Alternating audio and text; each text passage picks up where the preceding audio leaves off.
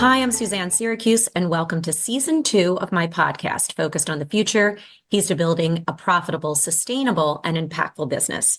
And I'm excited to be partnering with wealthmanagement.com on this.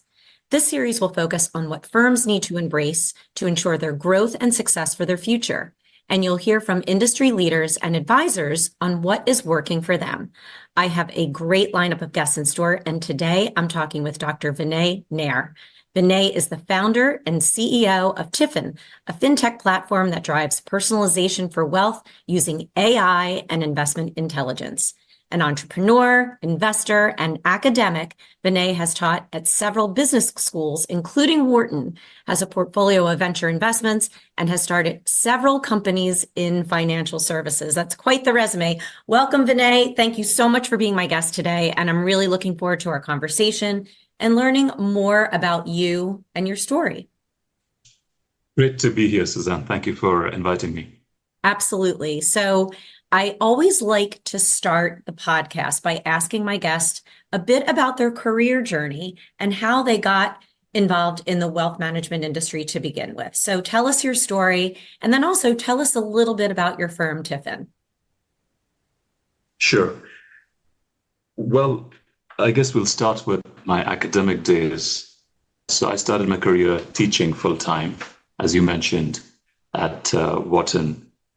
Along the way, I taught at a few other schools, MIT, Columbia, and started a quant fund. A lot of my research was directly related to asset pricing and price movements. Ended up consulting for some of the quant funds, started my own. And in the process of running the quant fund, we ended up talking to several multifamily offices, RIAs, which is what got me into this world of wealth management. And it was a very different world from institutional asset management or academia, but it was also a world full of opportunities. We just saw several frictions that come in the way of people getting connected to products and advice. And that led to me starting a firm called 55 IP, which was really focused on tax-managed rebalancing for advisors and their clients. And after having started 55, I took my equity in 55 and put it into a holding company, which became Tifin. And Tifin, to answer your second question, think of Tifin really as a platform that applies modern technology. These days, the tech du jour is AI, so let's call it AI, and applies that into how to modernize the wealth stack. We believe that verticalization of AI is a trend and can help create several new companies that can help individuals get better connected to advice, better connected to products. So Tifin stands for Technology and Innovation for Finance, and essentially is a platform that applies tech to start new companies focused on the wealth ecosystem. Well, that's fascinating. And I love that academia connection. I've talked to so many thousands of advisors over the years, and there's a real interest in those that come from an academic background because you bring a different vantage point and a different point of view to what they do and also problem solving for their clients. And so that's very fascinating. So I love that connection between how you came from the institutional side to the advisor side and really applying a lot of the learnings that you had both from academia and institutional into the wealth management ecosystem. Now, I myself got started in the financial services industry at Pensions and Investments, which was on the institutional side. And then when we started our magazine to the financial advisor market, I was like, this really has huge opportunity for growth. So it's a really interesting way to approach the wealth management business. And I didn't know that's what Tifin stood for. So thanks for clearing that up. And I think a lot of people don't know the wording behind what Tifin means. So thanks for sharing that. And I'm glad that you are part of this ecosystem now. So this podcast is really all about the future and what firms and individuals need to do to be successful now and in the future. Obviously, technology plays a key role of that.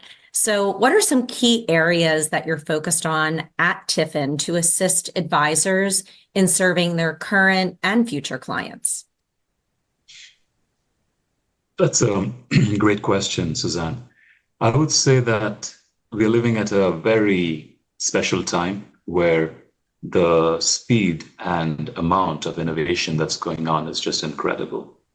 If you think about what the pandemic did to emphasis and investments in digital technologies, and then with the post GPT world we are in, the investment that's going on into generative AI technologies, it's just incredible that 4 years ago or 5 years ago, we were talking about digitization as an important trend.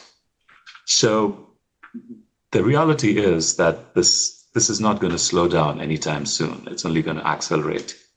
And the key question for any business, wealth or otherwise, is how do you keep up and in fact use this to your advantage as opposed to view it as headwinds. And I think that reality, that the environment we are in today is moving much faster than typically firms move, I think is the challenge and the opportunity.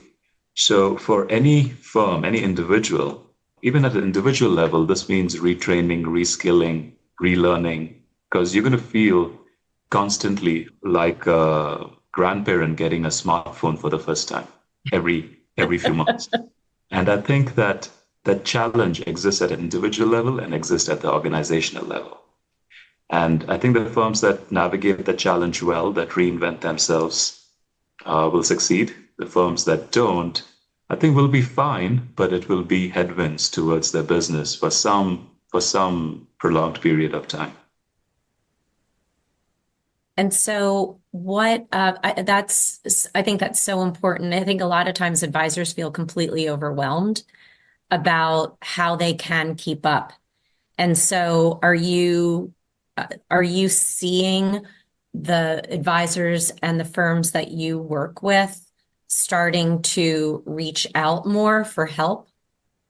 We are. In fact, now we are not in the consulting business, but we've had several advisors, wealth management firms, ask us if we are in the consulting business to help them navigate some of the problems they have, some of the vendor choices they're trying to make, how to think about the application of AI. I think my advice generally to anyone that's feeling overwhelmed and yet wants to do something is that start small, start somewhere, and move.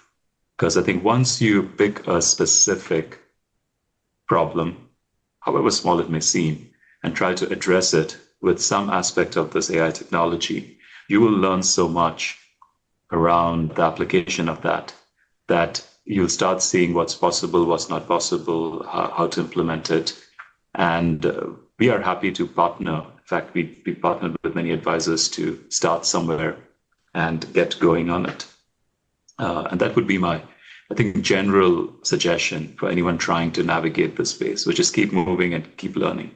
Yeah, no, that's great advice. And maybe that becomes another one of your companies that you launch, right? Getting into the consulting, because it is true. It becomes overwhelming. Financial advisors got into this business to serve clients and to provide investment advice, retirement planning, advanced planning services, et cetera. And many of them are not prepared to navigate through the multitude of technology offerings that are out there. So maybe that becomes something that you guys start again. But that's great advice. I think even just for myself, just playing around with generative AI and how I've been using it in my consulting business. And I actually had one of my clients start to teach me on it because I didn't know where to start. And I think it's, if you don't try it, then you're going to be left behind because, as you said, it just keeps moving. It's not going away. It's faster and faster and faster with new things coming out. And speaking of AI, right? AI is getting a ton of attention right now. And you've been studying this for many, many years. And there are a lot of misconceptions about AI out there and its use cases and what's allowed and what's not by financial advisors and their firms. So I think there's a lot of confusion. So can you help to break things down for our listeners about kind of what's allowed, what's not? Many are concerned about compliance issues. What would be your, 101 feedback on what you can do and what you can't do with AI? Yeah, and Suzanne, I just add one more thing to what you said. I think it's absolutely true that the sense of being overwhelmed with technology, I think, is real. But also, what's happening is firms are consolidating, and what we are seeing is that the firms, wealth management firms that are consolidating, they also want fewer and fewer partners to work with. So, in some ways, you are looking for who can be my technology partner, if you will. And you have a CRM partner or you have a custodian. And similarly, I think folks want a few partners around the business. The problem is, I think in this space where things are very new, the existing technology partners haven't yet become capable to be AI partners. And all the new firms, there are several point solutions that are very specific and picking a specific problem. And that's where we find Tifin to be a bit unique in that it's a platform of solutions that could act as a partner to the wealth enterprise firms that are trying to navigate this space. And I think that everyone needs help to navigate the space. And how you get there is what I think firms have to decide, whether they do it internally, whether they do it externally, whether they do it through a collection of dozen different vendors or a few different partners. I think those are the questions that will have to be answered. Now, I think you're right. AI is also this term that is thrown around. And if you pause and ask someone what exactly is AI, like my kids sometimes do, it's not clear that all our answers match. And frankly, it's also less relevant on what is AI. I think what can AI do for me is probably more relevant, which is also not clear. And, I'll put on my academic hat for a second. Effectively, at a very general level, AI is a set of tools. And generative AI is one of those tools. You've supervised AI, unsupervised AI, reinforcement learning. Those are all parts of the AI toolkit. But AI at a high level is an algorithmic capability to predict something. Now, that might mean I can show you a bunch of pictures and the algo can say, is this a cat or a cow? It could be image recognition. It could be text. I can give you 10 words and say, what is the 11th likely word here? And that's the generative OpenAI GPT technology at a very basic level. The other aspect of AI is that all these algos are constantly learning and improving over time. So a predictive algo that's learning and improving with usage is how I think you should think of as an AI technology. Now, what does it really do? At the end of the day, this is about a new capability that allows us all to convert intelligence into products. So previously, technology helped automation, or today it can help intelligence as a service. So this layer of intelligence that historically has been missing in many products, they make it easy. They facilitate digitization and workflow automation. Just take transaction platforms as an example. Brokerages. There are many brokerages out there, and the innovation that Robinhood did was make it slick and make it free, let's call it that, at the front end. So it's business model innovation, design innovation, workflow innovation. But the reality is there is not much intelligence that sits on top of any of these brokerage platforms. So things like that will start changing. And advisors often do a lot of research work, get fed information from the home office. All of that, I think you'll start seeing how that gets done, becoming more efficient, more personalized at the client level. So anything where you have knowledge and language interacting, I think you will see some of those areas now getting very interesting because of what can be done with it. Now, to your point, there are risks in deploying new technology, and AI is no different.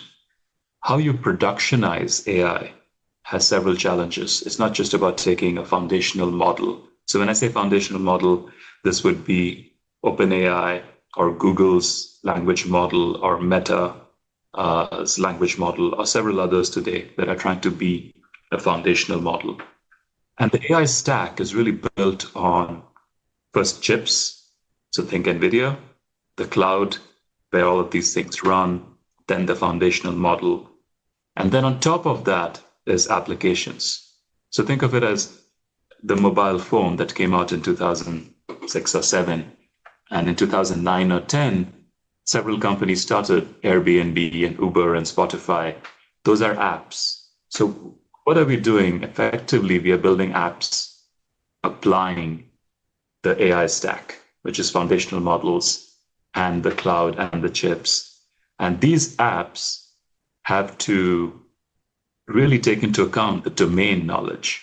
So you need to understand part of the domain knowledge is compliance, privacy, regulatory aspects. There are cost issues, there are latency issues. You want the responses to be fast. If I'm talking to someone and they don't respond for 30 seconds after I asked a question, I don't care whether what they say is helpful or not. And I think you see those issues pop up in many AI assistants. There are issues around robustness, reliability, repeatability.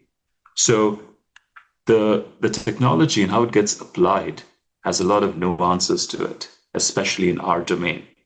And this is why I think just building it internally is, even if you have the budgets to do it, is not straightforward, because the learning and how to productionize things, I think, comes across when you start doing many different things. At Tifin, I can tell you, we have AI assistants for the workplace, for self-directed accounts, for advisors, for private markets, for public markets in India and US. And each one has a separate dedicated product team, and we have shared learnings across those. And we still haven't found one solution that works in all use cases. Each one has its own nuances on how you would implement it. So it's really a fascinating problem on how do you productionize this toolkit for our world and for which problem in that specific wealth ecosystem. So overall, I think privacy compliance become an important aspect of productionizing it. And it's I think imperative to view it as a key constraint when you make a choice on who you work with and how you implement it.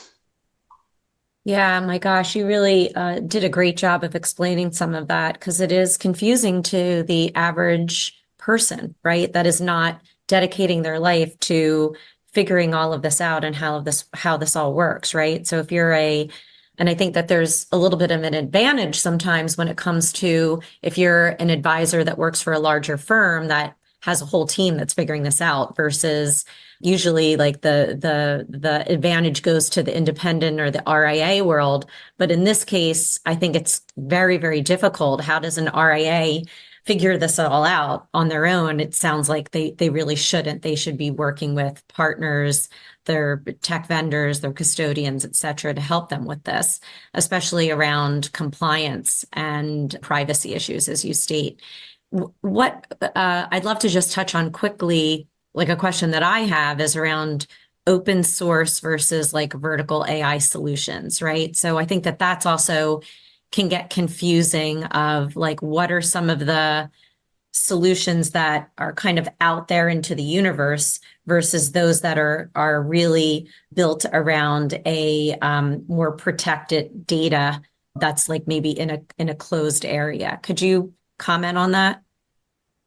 Yeah. So I think that the terminology that people often use to describe this is open source foundational models versus proprietary foundation models. So OpenAI, ironically, is not open.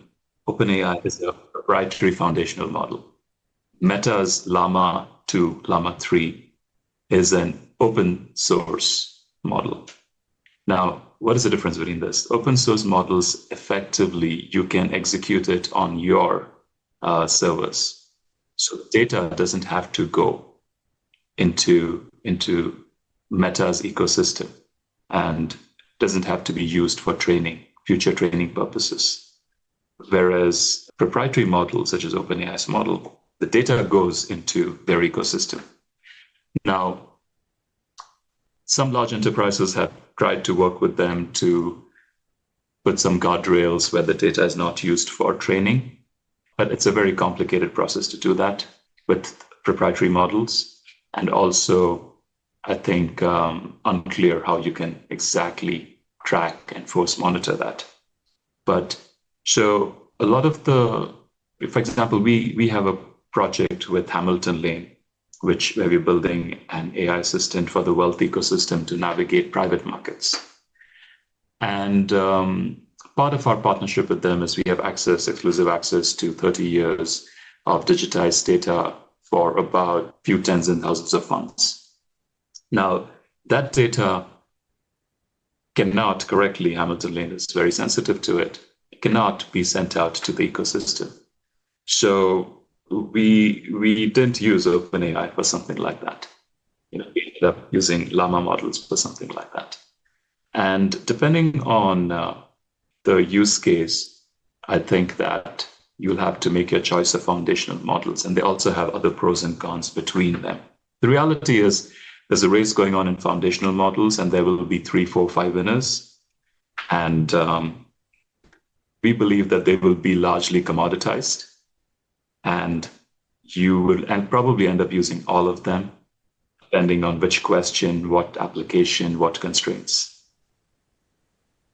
Yeah, that's really interesting. And again, I feel like that's one of those questions that needs to be better explained out there, like you just did. So I hope that a lot of people listen to this, because I do think that's like a common question and a common misconception. So it'll be interesting to see if your prediction is right, and how our industry addresses that, because there is a lot of sensitivities in wealth management, probably in many other industries. So we'll see how that all plays out, right?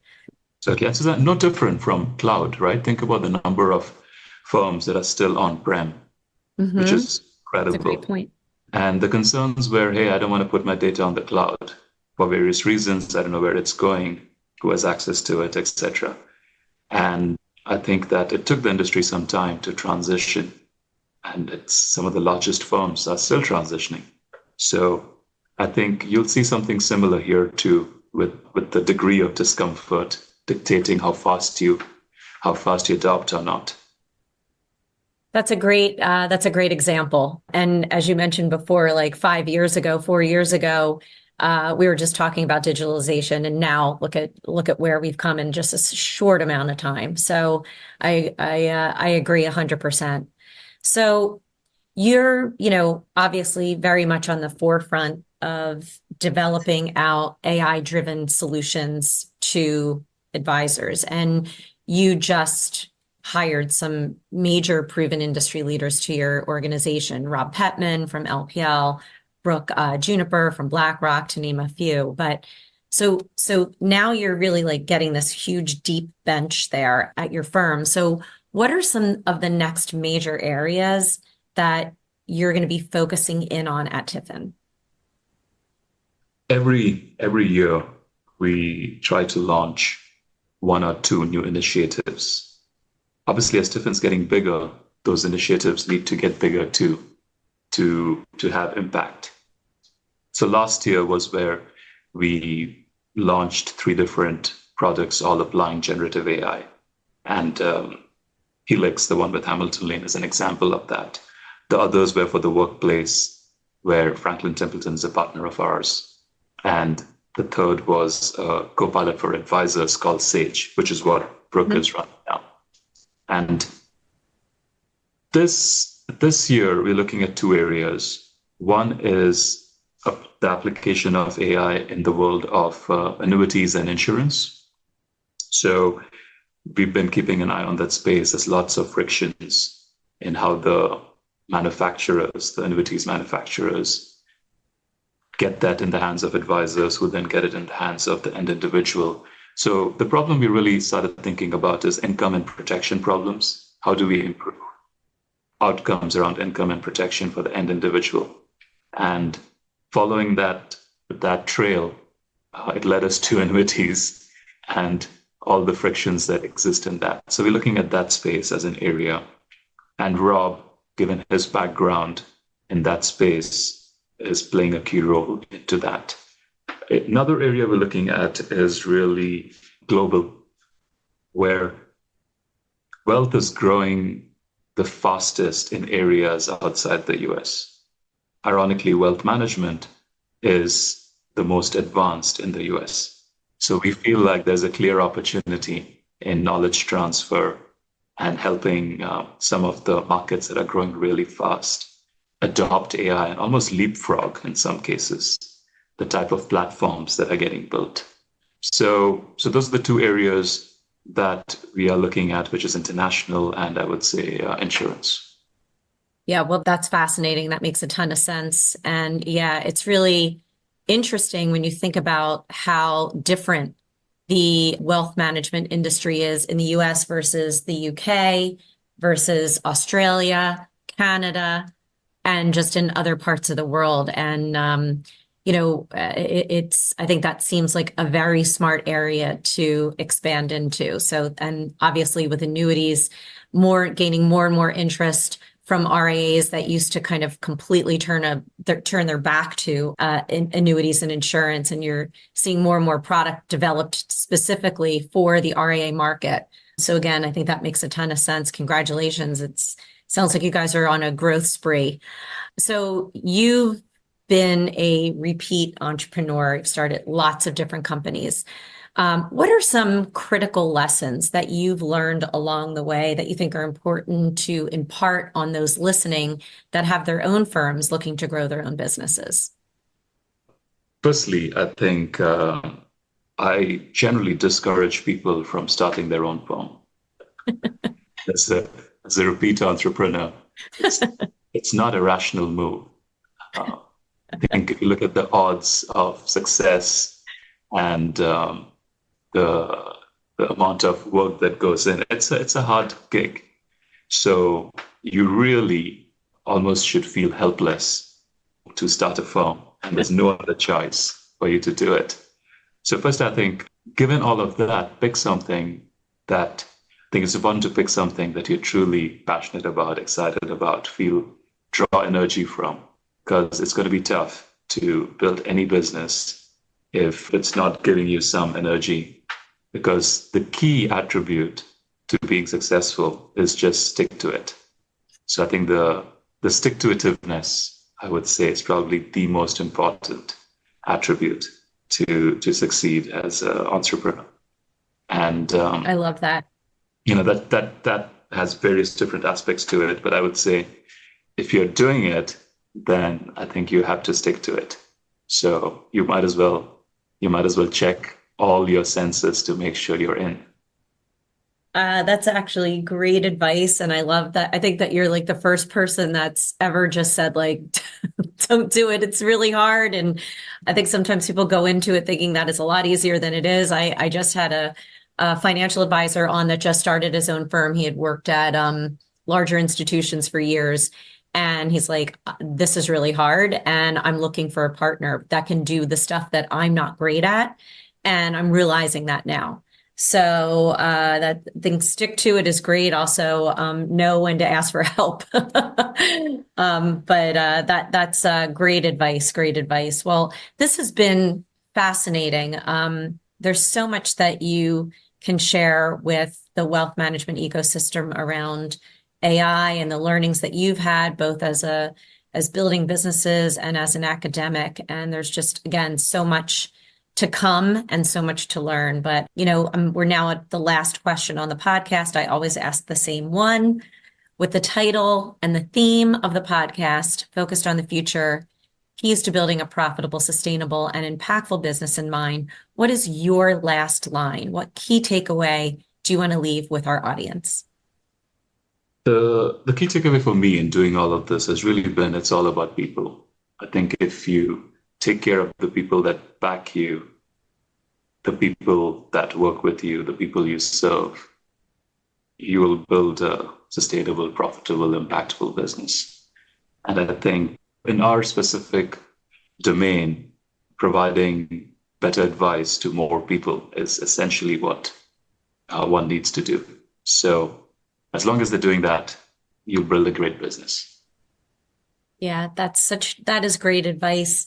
And I think it's interesting from essentially a academic and a tech entrepreneur, to focus in on the people part. Sometimes the focus has been lately so much on the technology, but it's really that duality between technology and human that is, I think, going to be the holy grail, right? The success really to make or break a firm is both of those and integrating together. So really appreciate you coming on. Thanks so much again for being my guest and for sharing your views, especially around building successful businesses and how AI will and is impacting our industry and our world.